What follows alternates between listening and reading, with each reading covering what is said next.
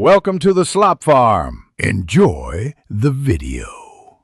You begin by confirming essentials, model, Windows version, and whether Bitlocker was enabled by you or IT. Once done, sign into the Microsoft account used on this PC from another device. This often stores the recovery key automatically.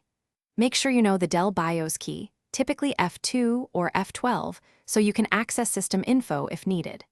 If the laptop is managed by an organization, pause and contact IT. They may hold the key in Active Directory or in Tune, which avoids recreating keys.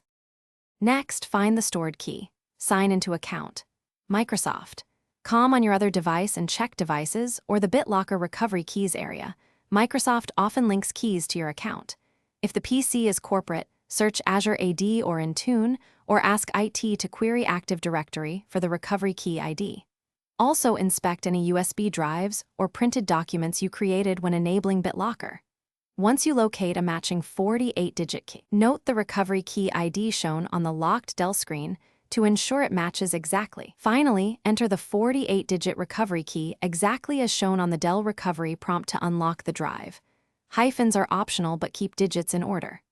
Once you regain access, suspend Bitlocker, generate and securely back up a new recovery key to Microsoft, USB, or print it.